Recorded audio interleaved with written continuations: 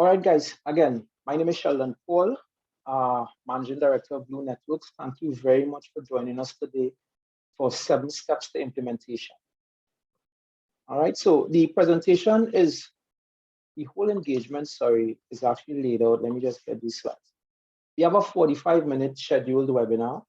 Q&A is scheduled for 10 minutes. So essentially, we're looking at 30 to 35 minutes discussion and so on. Questions could be submitted during the chat, in the chat during the webinar. So we take the questions at the end. All right. When submitting the questions, please submit it to everybody so everybody has the ability to actually see all the questions and not the host only, because I may actually miss some questions. And the webinar is being recorded, guys. So let's go. On today's agenda, it's pretty short and concise. For today's agenda, we're gonna, go into a brief introduction of who we are. There are some people on the webinar who may not know who we are as Blu Networks. We're gonna set the context. We're gonna explain the scenario that we want to use, and we're gonna go straight into the conversation, followed by Q&A. So, who are we, guys? Before we start, let me just get an indication that everybody's hearing me properly. Everybody's hearing me properly. Yes, we are. Yes. Sheldon. All right. So I have to time myself. So forgive the noise in the background if you hear it. I don't want to go over time. So who are we, guys? So Blu Networks is a network and telecoms integrator. So our focus as an organization is really to work with companies like yourself to fully exploit the use of telecom technology within your business. Right? We believe that there's only one way to deliver a solution, and that's the right way. We've worked regionally, internationally. We're born and grown in Trinidad and Tobago. All right? We're a group of individuals that love what we do, and we love what we stand for as an organization. Technology, communication technology, more specifically, is what we do, and we love it. So just to jump into this, guys, I want to make sure that we understand why we're here. So from an overview perspective, as a network integrator for the last 10 years, we've come across several approaches to implementing solutions. So we've seen a lot. Over time, we've made mistakes though, but fortunately, we've been able to grow and learn from those mistakes, right? We've taken time though, during that 10-year period, we've taken time to actually understand where the risks were in projects and carefully position certain tasks within our overall implementation approach to be able to manage risk, increase project success, and customer satisfaction. And those tasks that we're referring to, we believe are what actually creates differentiators between us and our competitors. So the purpose of this webinar, guys, is not to identify a set of steps. I know the webinar is called 7 Steps to Implementation. But to be very clear, it's not to develop, identify a set of steps that will form your implementation process.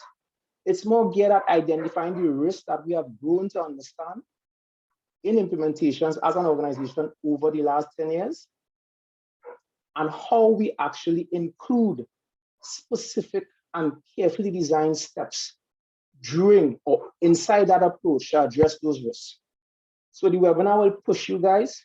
It will take you outside of that box we like to sit in as individuals. And again, it's geared at ensuring that we understand the sole purpose behind the steps that we use to actually increase project success and customer satisfaction. I'm getting distracted by the pop-ups. I apologize. All right, so for those of you who know us, we like to create scenarios. We don't like to just come into a situation and tell you, well, this is where we start. No. As an engineering organization, we believe that using scenarios actually help us a lot to actually bring our point across. So we're going to use a fictitious organization called WXY Distribution Company. So WXY is a regional organization with head offices in Trinidad, branches in Antigua, Barbados, Grenada, and St. Lucia. WXY went out to RFP, and at the end of the day, the result of that RFP was a serious upgrade on their telecom infrastructure. The organization actually realized that over the last few years, they've not been using technology to the advantage of the organization. For example, reduction of operational costs, the ability to allow staff to work from anywhere within the region. Simple things like that, the organization was not afforded because of the existing underlying technology. So Blu Networks, we actually took part in that RFP and we won. All right. So we're at the point now, guys, where we're about to implement the solution. So that was the context. So we got involved, we went to RFP, we looked at what the customer wanted, we proposed the best solution that we believe will address the issues, and we're about to implement. From a graphical perspective, for the guys that are technology-driven guys on the call, like Ravin, this is how the topology of the existing network looks, right? It's a regional one, distributed architecture, no encryption from branch to branch, resiliency focused at the actual core of the network as opposed to the edge of the network. The idea is not to take away this webinar with technology, but again, just to represent what we're speaking about graphically. That's the reason for these charts actually, right? We're not going to spend much time in. And the way forward for this distribution company, we need to redesign the WAN and LAN. They need enterprise Wi-Fi to be implemented. They need to address their existing security posture. They need a solution for remote access. They need encryption from location to location, and they need to address cloud storage and resiliency within the organization. So it's a huge project. This is actually the largest project that this organization would have ever undertaken in their life, right? So it's not a small feat. So let's have the conversation, guys. So how do we take WXY Distribution Company Limited, that regional company, from where they are now to where they want to be? That's the meat of the webinar. All right, everybody's still around. I realize I haven't lost anybody yet. Still 18. That's good. So every project, guys, has inherent risk. Right? We believe that every risk can be managed. Before we get into the 7 steps though, right, our first suggestion is to look at the project risk and let the risk mitigation strategies drive your approach. And let me explain. At Blu, risk mitigation is critical for us, and it forms a significant part of everything we do. We believe if there are risks in projects, at the end of the day, they have to be managed, because we may think a risk is small at the start, but at the end of the day, when you get into that project, that risk actually, it could get bigger. Why not manage a risk if you have the opportunity to do right now, right? So what we're saying is that we use the risk within the projects, what we've seen over the last 10 years as potential risk to damage company reputation, damage customer reputation, damage the success of the project, and affect customer satisfaction. Those are risks. And we actually formulate tasks and different stuff, which I'll explain, within the actual delivery of the project to address those risks upfront. But we do that a little differently, guys, right? We don't sit down and, you know what, this is the project cost overruns, etc., right? We consider those things, but we ask ourselves certain questions that are customized just based on our experience. Simple questions like, is our process confusing? That may sound like a strange question, but if you cannot understand your process, how do you expect the customer to understand their process? That is a red flag, guys. Is there a lack of clarity? If there is something within the project that is not clear, if it's not clear at the start, it's not going to be clear at the finish. So clear it up before you get into the project. Clear it up before it becomes a problem. Is everyone on the same page? How many of you sitting in this webinar now have gone into technical meetings? The vendor comes and presents the whole solution, show all the terms and the dictionary and all the acronyms at you. And when you leave the meeting, you're more confused than when you went in. That's a problem. And those things happen, and those things are allowed to go forward in projects and not addressed. We don't operate like that. If we realize that there's confusion in the project, it has to be brought forward before we start the implementation. So you get where I'm going with these things, guys. These are simple questions that create situations where you could address risk based on the answer. Do we understand what we're getting into as an organization? If we don't, then it's not something that we should be going after. Plain and simple. How is the organization going to be affected? If, as a network integrator, you cannot conceptualize the end state of your solution, then you should not be implementing it. Deal with that upfront. Don't go into it saying, well, when it's finished, we'll see how it goes. That's the approach that creates problems. This is my favorite. Can we say confident that it will work? I have my engineering team on the meeting now. Every one of my guys who implements a solution has to justify the solution before it gets to the customer. It's not about being difficult. If we can't say confidently it will work, then we can't say it will work. If the customer comes to us, we can't say it will work, then why are we going forward with it? So the underlying theme here, guys, each one of these questions, when you ask yourself these questions, based on the answers, you have to, or you should, or at least we put things in place to address all of these questions. Hence the reason for how we do things. So this is how we approach risk, by asking ourselves these questions for every project and ensuring that we answer all of these questions positively. Otherwise, the project is at risk. So it's about continuously creating clarity, decluttering. If it's confusing, then it's a problem. And understanding requirements. I cannot stress how important it is to understand the requirements. I hear integrators or people that sell technology many times make statements, the customer don't know what they want. So sometimes that's a valid concern, that's a valid point. You are the person who's responsible for moving that business concept into a technological deliverable. So sometimes the customer may actually not know what they want. That is where we come in. You have to guide them. So when we make statements like that, that's nothing to complain about. That's why we have jobs. All right, so we have to make sure and continue to push to become clearer and clearer about the requirements. Right? So guys, so we've looked at the risk in as strange a way as that was that I presented it to you. That's how we look at it. Right? Having asked those questions, now we get into these steps. So picture WXY, or the organization that we are now going to implement the solution for. We would have evaluated that entire project.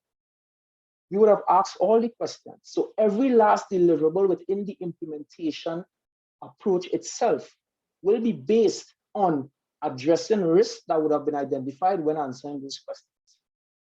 Carefully crafted task. So this is step one, right? So those 7 steps that we're talking about, this is step one. Refine the implementation process. If you are going into an implementation, and again, the first question you ask, is your process confusing? And you realize your process is so confusing that it could actually create clutter and lack of clarity and so on for the customer, don't go with it. Clear it up. Transparency is key, guys. Customers like what they understand. If they can't understand what you are going to do, you may still be able to implement it, but you may have friction. So we've refined our process. And from a 10,000 feet view, guys, this is no rocket science process. I could say that, investigation straight to post-implementation support. But I guarantee you that in each one of those bullets, those stuff that you see in there, we have built-in specific tasks that will ensure the customer is satisfied and maximize project success. So refine the implementation process, guys. Focus on these things. This is what we focus on. Again, same theme, guys. We focus on clarity, decluttering, ensuring that you understand the requirements, ensuring that the customers understand what the project is about, what is the end goal, and whenever risk identified, put things in place to mitigate those risks. So that's step one. Now is the time to take out your pen and paper, guys. Step two, the pre-implementation consultation. Straightforward.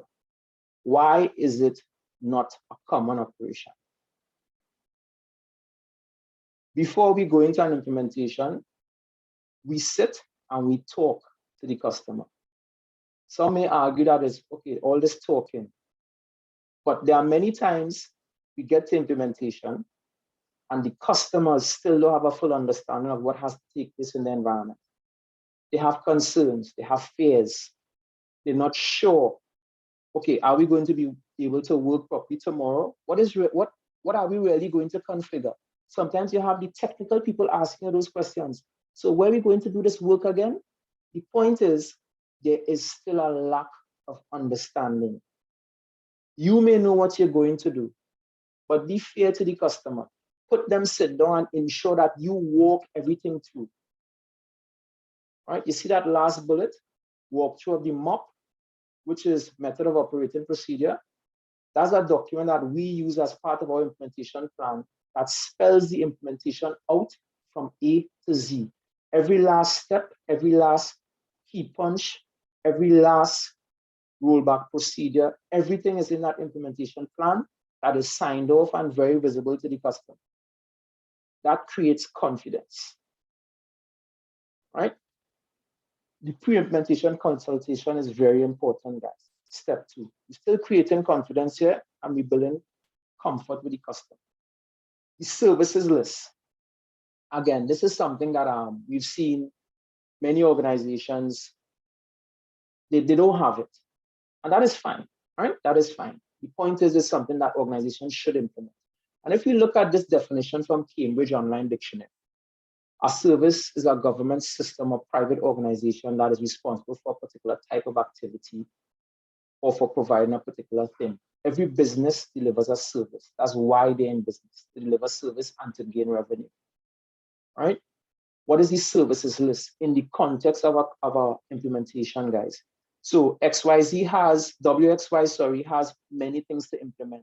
Enterprise Wi-Fi, site-to-site encryption, you name it. They have a lot of things to do. Picture yourself going into an implementation in that multi-country or regional organization and not understanding what services they use and walking out of the building the following morning, dust in your shoulder because you are so sure that the implementation was successful. And one of their tellers come in and they can't open a particular database, they can't deliver a service. Is the implementation a failure or success? It's a failure. Everything else works fine, but that one service, which affects the whole front line, cannot be delivered to the customer. You have failed. That's how we look at it.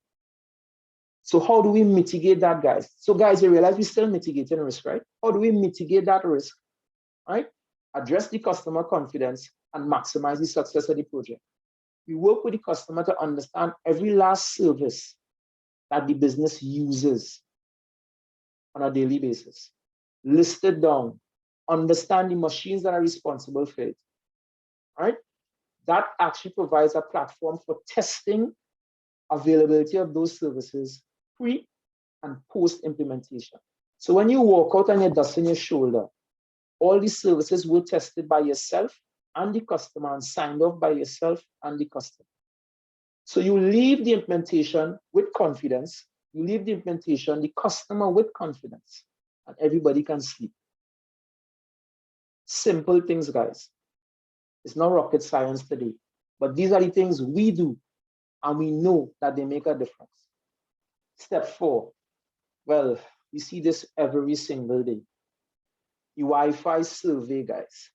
Why are we still underestimating the most popular technology in the world and assuming that the way to deal with it is just to throw up an access point in a corner and once a device has coverage, we're good to go? That is the easiest way to fail. Wi-Fi is so, it is so easy for a Wi-Fi network or a Wi-Fi implementation to not function properly. It's unbelievable. The first thing that people normally connect to on a network is Wi-Fi, right? The majority of devices on networks now use Wi-Fi for connectivity. That alone being said, guys, we're actually saying that the majority of the times, the first problem you may get is a user telling you I can't connect to the Wi-Fi. And those users will make the most noise because the majority of people are using that connectivity method. This shouldn't be compared with wired technology. Wired technology is formulated in a bonded medium. You plug the machine in and everything is contained nice and packaged, and the data is transmitted. Wi-Fi uses variables that you cannot control. You can try to manage, but you cannot control. So we should respect the technology by learning about it and doing what's necessary. So the Wi-Fi service should be done before any implementation and after implementation. We see it done before implementations a lot, but we don't ever see it done after. We do it after because we understand that coverage is not an indication of a successful implementation. Doing the work maximizes the success. So it's extremely critical, guys, for project success to perform the proper surveys pre and post. Right? Don't underestimate it. Step 5, guys, change management and the implementation plan.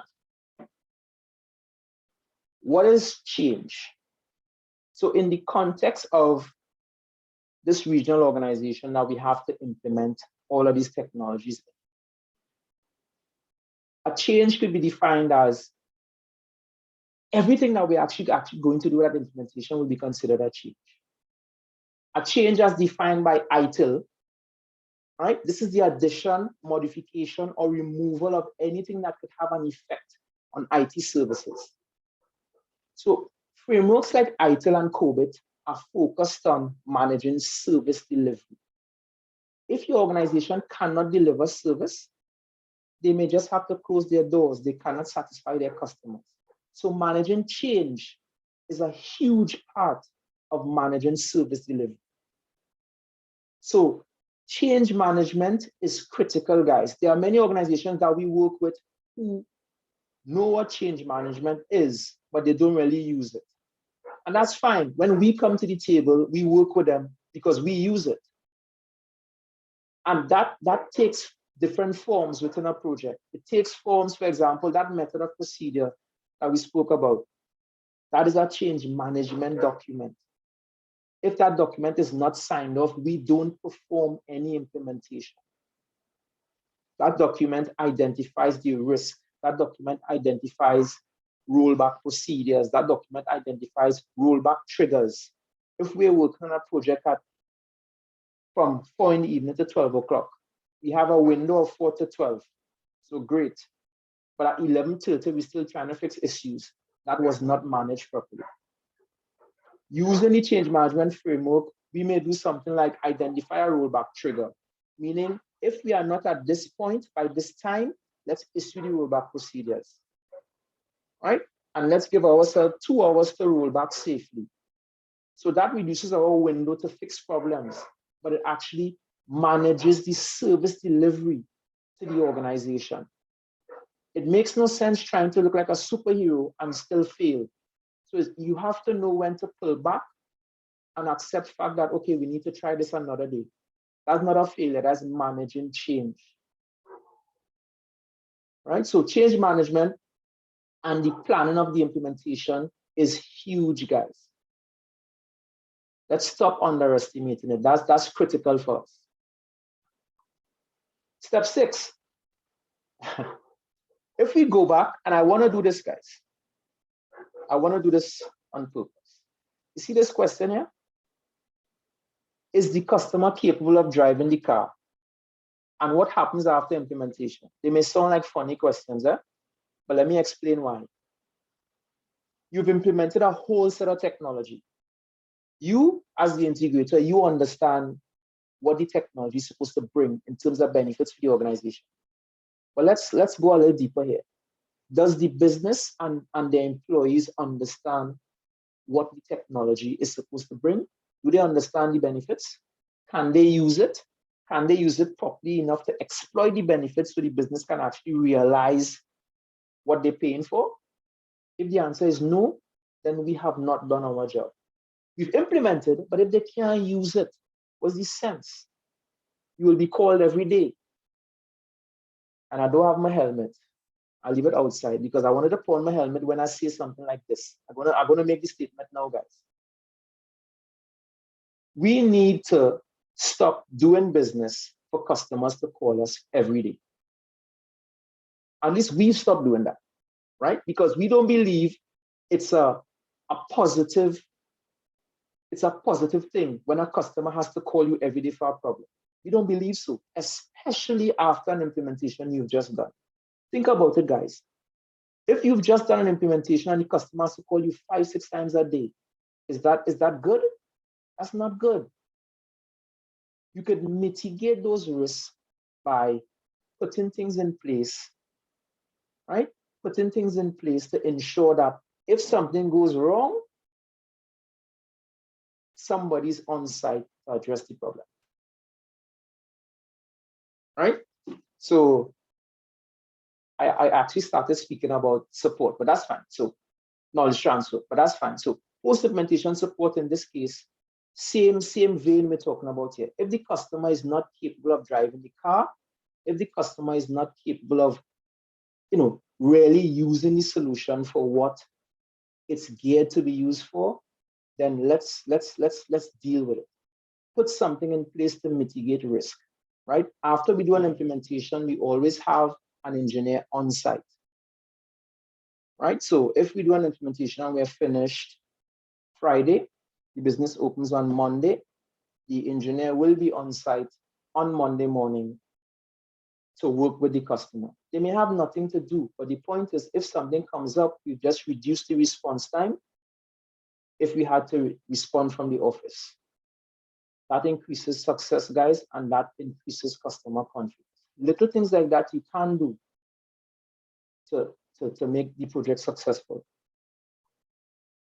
Well, we started to speak about knowledge transfer before.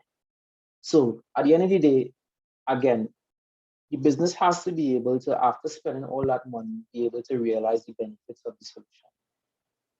And it's recommended that something be put in place to ensure that the people who have to use the technology are properly trained. Is very important for success. Right? It could be approached in different ways. You could do it virtual, physical, however you choose to do it. But the point is, take the step to actually ensure that the users are able to look like superstars. If they look like superstars, the business sees benefit. And then who looks like superstars? We do. So let's stop looking at it from the stance of, well, let them call me now. Right? When they call, we'll charge them, and this is not to be confused with when the project is closed, they need support. No, we're talking about an implementation, a fresh implementation. Right after implementation, you're still working with the customer to ensure that the teething problems are addressed. Right? So let's mitigate the risk, guys. So those are 7 steps, 7 simple steps, guys.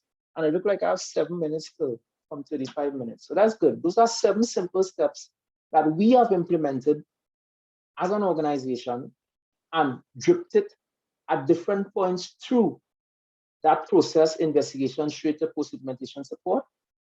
And we have seen that make a drastic change for us. And I want to say something, guys. You'll realize that all these steps that we've laid out here, again, they're not rocket science.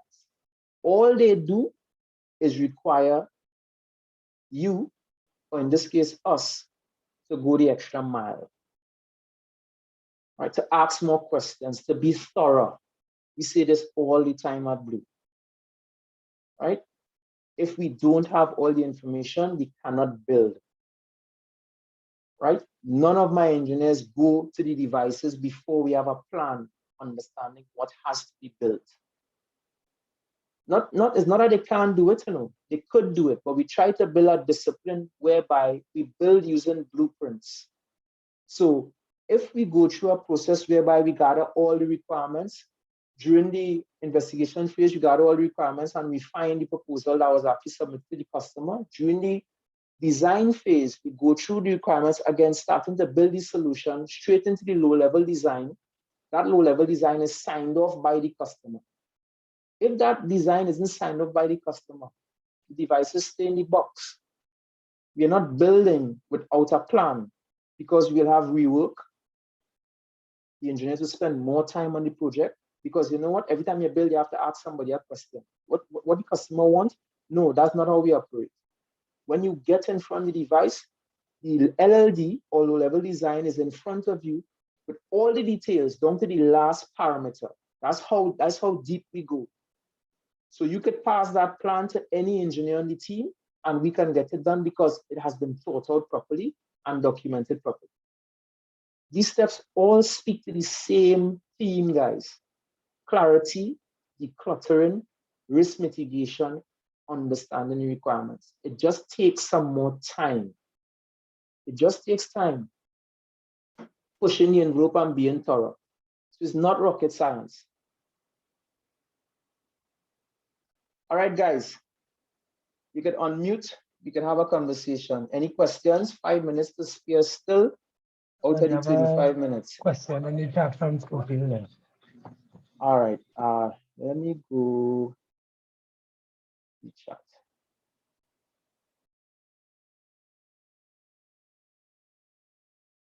I'm gonna maximize this, right? Schofield. All right. Based on this approach, it is clear that it takes time. Do you have situations where the approach eats into the overall project delivery time?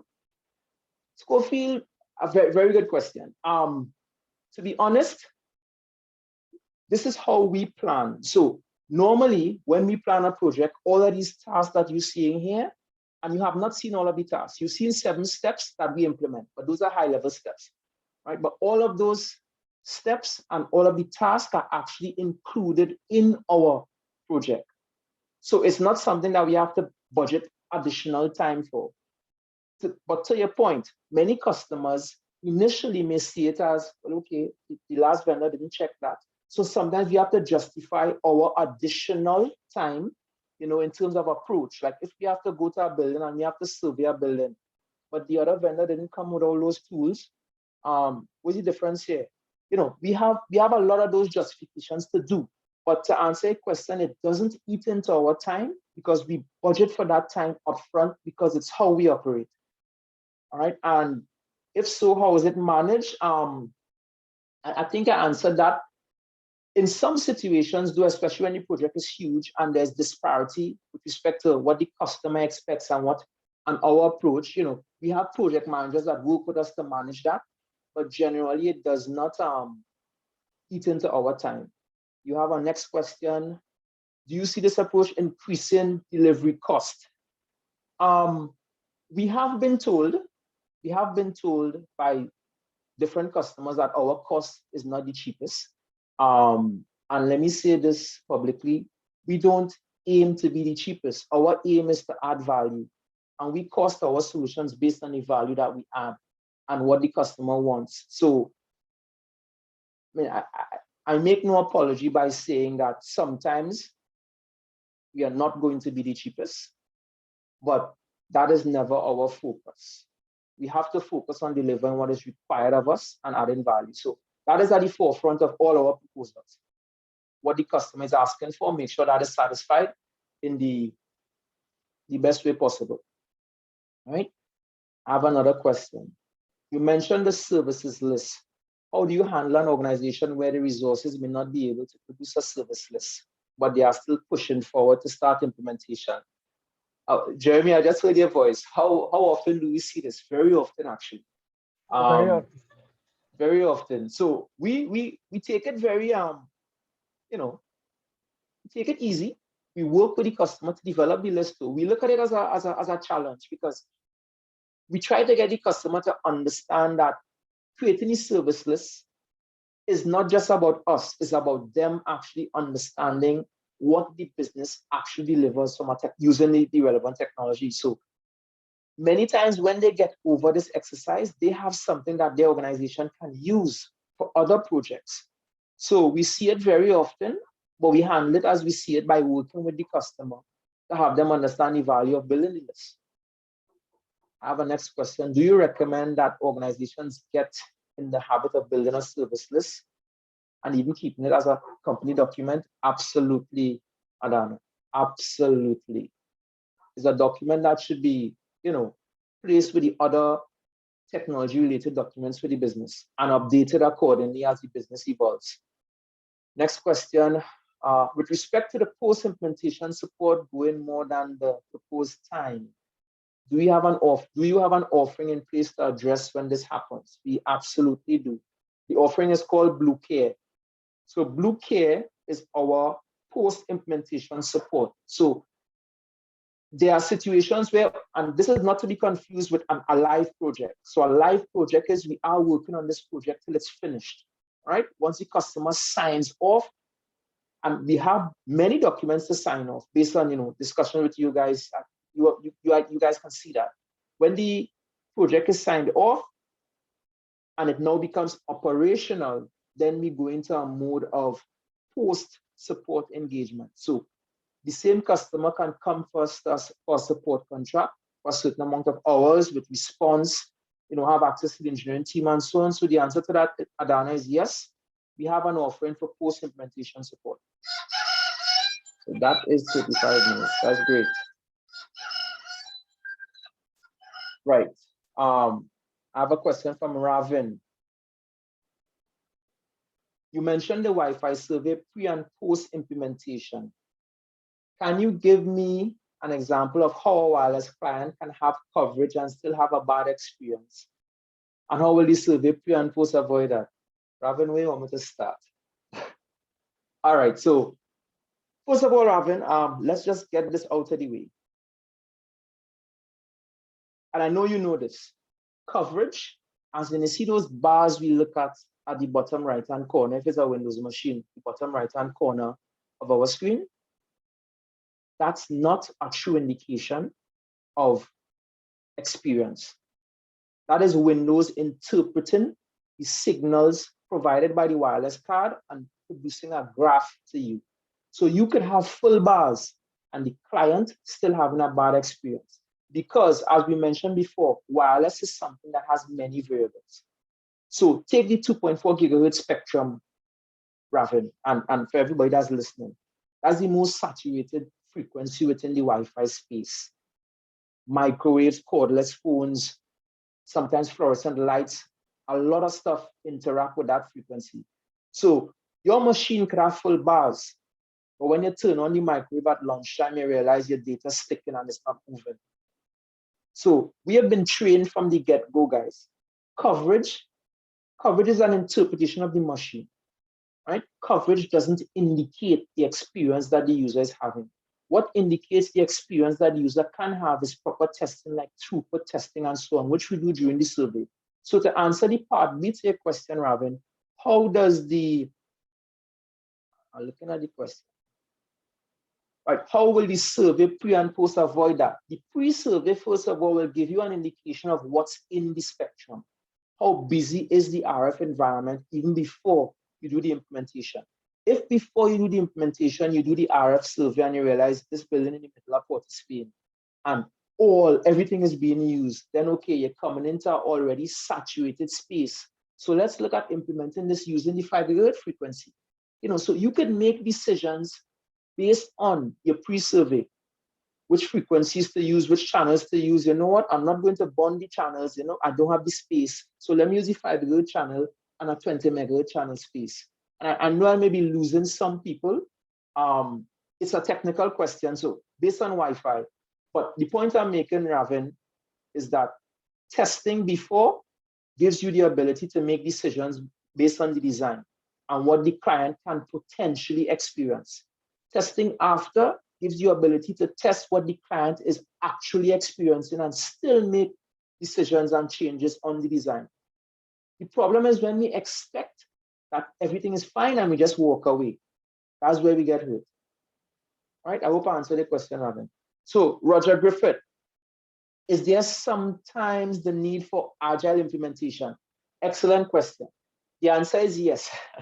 And so just to clarify, I know you refer to agile implementation as opposed to traditional implementation methods like waterfall and structured, right? I'm assuming that's the comparison you're making. So based on that, good. The answer to that, Roger, is yes, but we have to be careful. And I'm saying that when we speak about agile, many times customers may come and say, I have no time for this, I need this now. And let me put you in our shoes at that point. We understand the customer's constraints, but then we have to get creative for the customer to understand if we cut certain steps, these are the implications. So at that point, it becomes a situation where we have to look at the risk of circumventing these steps to become more agile in terms of time and what it could do for the overall validity and delivery of the solution. So yes, there are times we need to look at what we propose and look at the time. The customer has no time for this, and see how we get creative to actually do everything in a shorter space of time or use other tools to accelerate the implementation. But as an integrator, though, to be very straightforward, we have to be careful with that because it's very easy to cut corners to reduce time.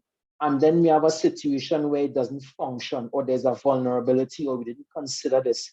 So especially, Roger, if it's a security solution, it becomes a totally different ballgame.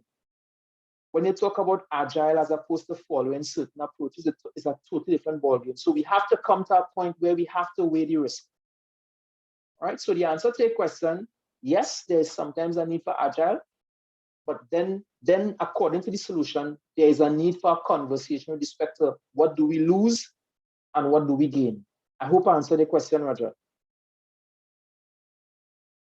Yes, in context of the industry, yeah, I understand it in a sense that more or less you take an extra evaluation of risk when you weigh between delivery and satisfaction of the customer and actually going through all the processes that they need to do.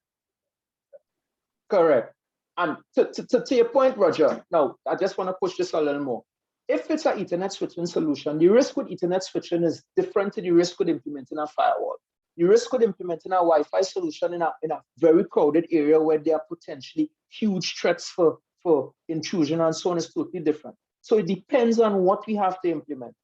If the risk of the whole solution inherently is low, then there's an easier case for agile and, as opposed to this being a mission critical security solution with multiple firewalls connecting different financial areas and so on, then the argument for agile becomes a little harder because of the risk. I just wanted to add that. Right? I have another question. You keep mentioning clarity. At what phase in your process do you stop seeking clarity? To be very honest, I want to say when the project done, but that's not true. Just as soon as we start implementation, we would have had the amount of clarity we need to move forward.